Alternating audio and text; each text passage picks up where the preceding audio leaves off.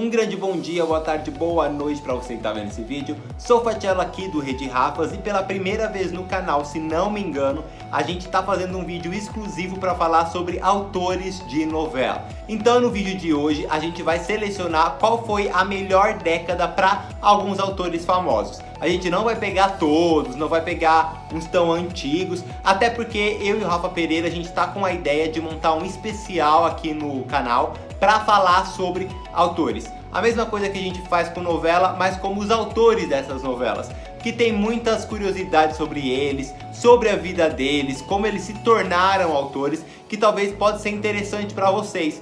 Então nos comentários deixam aí a opinião, se vocês topam ou não, se vocês querem ou não especial sobre autores de novela. E aqui também vai ter opção para você votar na enquete. Se vocês querem que a gente abra um espaço aqui no canal, crie um novo quadro para falar sobre os autores de novela. Então, vamos começar? Você já sabe, né? Aguarda a vinheta e ó, vem comigo. No ar, mais um campeão de audiência. Antes de começar a falar, vamos lembrar que a gente está pegando uma década inteira, como por exemplo o João Manuel Carneiro. Vamos começar por ele. A novela de maior sucesso da carreira dele, acho até que dificilmente conseguirá ser superada, é Avenida Brasil. Sucesso em audiência, em repercussão, em vendas internacionais, o mundo inteiro sintonizou em Avenida Brasil. Porém, a década de 2010, num todo, não está sendo bem sucedida para ele, diferentemente da década de 2000, que a gente elegeu como a maior década, a melhor década do João Manuel Carneiro, que ele estreou na TV com Da Cor do Pecado, que foi a maior audiência do horário das 19 horas da década. Também foi Cobras e Lagartos, a segunda maior audiência do horário das 19 horas da década de 2000, e finalizou com A Favorita, que muitos falam que revolucionou o gênero novela. Então essas três novelonas aconteceu na década de 2000. Portanto, João Manuel Carneiro, a melhor década para você foi em 2000. Apesar de ter arrasado em Avenida Brasil, a regra do jogo e Segundo Sol faz com que a década de 2010 não seja tão boa para você. Vamos falar agora da Senhora Abravanel, Iris Abravanel. Se meteu a ser autora lá em 2008, se não me engano que ela começou, com Revelação, depois veio Vende-se um Véu de Noiva e não foi muito bem sucedida. Porém, agora ela é autora de novela infantil. Ela começou lá com Carrossel, depois Chiquititas, Cúmplices de um Resgate, Patrulha Salvadora e agora é autora principal de As Aventuras de Poliana. Ou seja, essas novelinhas infantis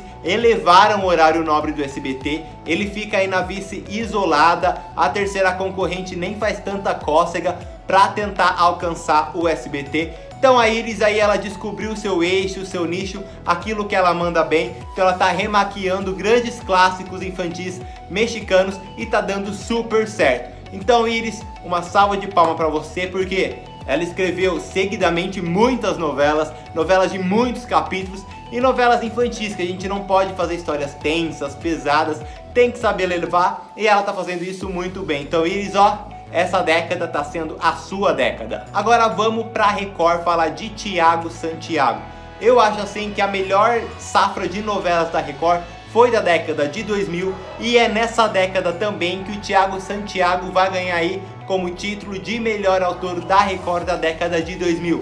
Porque das mãos dele surgiram o remake de A Escravizaura, Prova de Amor, Caminhos do Coração e o grande sucesso Os Mutantes. Foram grandes novelões que marcaram a emissora, que com certeza aí muita gente lembra, novelas que são super queridas, queridaças do público, e depois disso, né, ele deu uma meio decaída, foi pro SBT escrever Amor e Revolução, não deu muito certo, mas enfim, a década de 2000 com Thiago Santiago na Record foi só sucesso. Outra autora que super se deu bem na década de 2000 foi Glória Pérez. Começou ali a década com Clone, novela assim que todo mundo é apaixonado, é encantado. Quando voltou no Vale a Pena Ver de Novo, fez um super sucesso também. Aí passou um tempinho, ela veio com América. América começou ali com alguns problemas com a direção, a audiência não correspondendo, a história não estava engrenando, mas a Glorinha, com toda a sua competência, ela deu a volta por cima, ela conseguiu reverter esse quadro e América terminou sendo a segunda maior audiência do horário nobre da década de 2000 e também a maior audiência de um último capítulo da década de 2000. conseguiu superar aí 100 Horas do Destino, que é a novela com maior média de 50 pontos. Então esse título foi para América. Depois passou alguns anos, ela voltou com Caminho das Índias. A novela repercutiu bem, teve uma audiência satisfatória e garantiu aí para Globo o primeiro troféu do Emmy Internacional de melhor novela do ano de 2009. Um clássico, memorável, não dá para esquecer. A Glorinha aí cumpriu a sua meta, cumpriu com a sua obrigação na década de 2000 e vamos ver o que nos aguarda, né? Porque A Força do Querer acabou de acabar. A gente tá com saudade, órfão dessa novela, e a Glorinha, quando quer, ela consegue mandar super bem. Mas Glória Pérez, a sua melhor década foi em 2000. Quem diria que o super autor de 100 Horas do Destino, de grandes novelões, estaria enfrentando sérios problemas de audiência com O Sétimo Guardião. Na década passada, ele fez aí algumas novelas de sucesso, mas foi nos anos 90 em que Aguinaldo Silva caprichou. A gente começou ali a década de 90 com Tieta, na exibição de Tieta, que começou em 89. Então assim, muitos dizem que a maior média geral de uma novela da Globo foi de Tieta, levando em consideração aquilo de domicílio, pontuação e tal, que muda gradativamente. Depois ele veio com Pedra sobre Pedra, Fera Ferida, A Indomada, deu uma deslizada ali em Suave Veneno, mas essas outras safras de novela que ele nos presenteou na década de 90 não podem passar despercebidas e garantiram para ele o prêmio de talvez o melhor autor da década de 90. Ele criou toda uma ambientação, ele criava cidade cenográfica, histórias interioranas que agradou muito o público. Comecinho da década de 2000, ele veio com Porto dos Milagres, que tinha essa mesma pegada, não foi tanto sucesso, mas foi ali mediano. Entretanto, a década de 90 foi a melhor década do Super Aguinaldo. Outro que mandou bem também na década de 90 foi Benedito Rui Barbosa. Quem não lembra? 1990, Pantanal, a novela de maior sucesso da Manchete, a novela que deu um trabalhão danado pra Globo, e até quando foi reprisada pelo SBT os números também foram lá em cima. Tanto que muita gente aí especula que estão cogitando fazer um remake de Pantanal. Então ele começou ali com Pantanal, depois ele foi pra Globo com Renascer. Renascer assim, novela rural, história simples, mais cativante, embora eu ache arrastadíssima, muito lenta, mas enfim, a gente não pode tirar o mérito da novela. E teve O Rei do Gado, um outro sucesso super absoluto. Ele inclusive deveria voltar pro horário nobre com uma novela rural desse tipo. Ele começou ali também em 1999 com Terra Nostra, terminou em 2000. Audiência satisfatória, novela muito arrastada, porém cumpriu seu papel. Mas O Rei do Gado, Renascer e Pantanal foram assim, ó, sucessão. Os anos dourados de Gilberto Braga foi em 1980, onde ele escreveu Água Viva, Brilhante, Louco Amor, Corpo a Corpo e, para fechar a década, Vale Tudo. Um autor que escreveu Vale Tudo e todos esses sucessos que eu citei, com certeza merece uma vaga aí de melhor autor dos anos 80. Então a década de ouro do Gilberto Braga foi os anos 80. Eu espero que ele se recupere, né? Porque ele deu uma caída ultimamente. Suas novelas têm requinte, uma sofisticação diferente que os outros autores não conseguem abordar da maneira que o Giba aborda. Mas lá em 1980 foi a época de ouro dele dentro da televisão. Agora a gente vai falar do super diretor dramaturgo da Rede Globo, aquele que sabe tudo.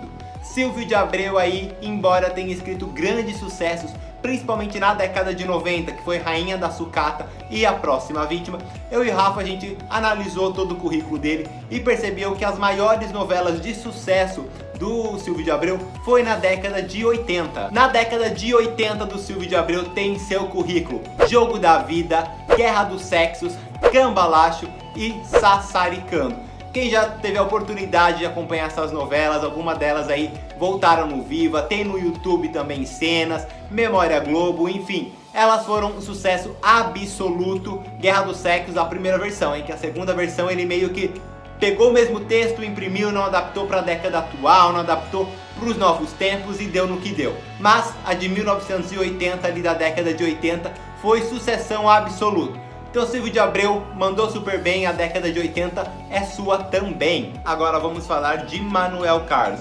Quando eu e o Rafa a gente foi montar, né, esse ranking da década de ouro dos autores, O Maneco a gente ficou na dúvida entre anos 90 e anos 2000, que ele produziu aí grandes clássicos.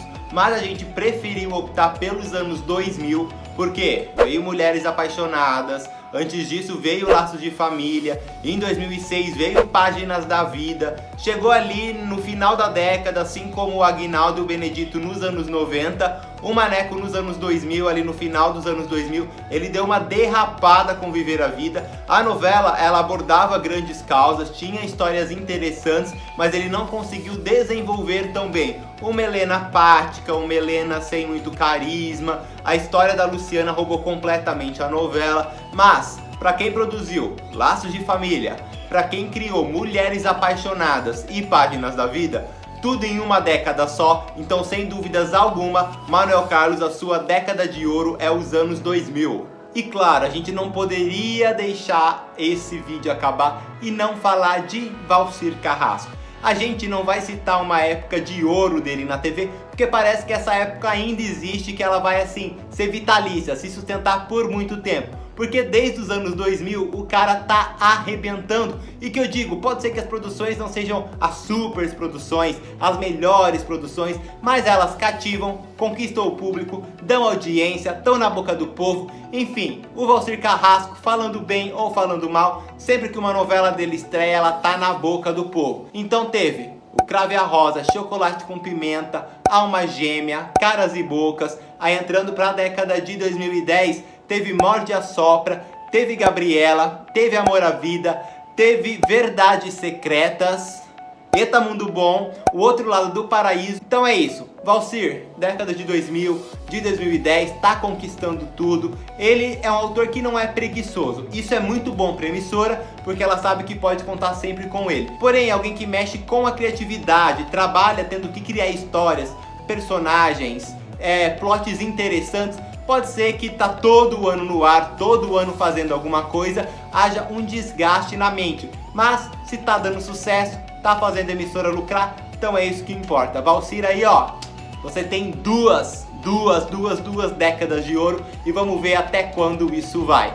Bom, a década do Valcir não sei até onde vai, mas eu vou ficando por aqui. Então você já sabe, se inscreva, curta, comenta, compartilhe com os amigos e não esqueça de votar na enquete e falar nos comentários se você quer que a gente abra um especial para falar de autores de novelas, curiosidades, tramas, inspirações, enfim, tudo que envolva os autores de novela. A opinião de vocês é muito importante. Eu vou ficando por aqui, ó. Fui!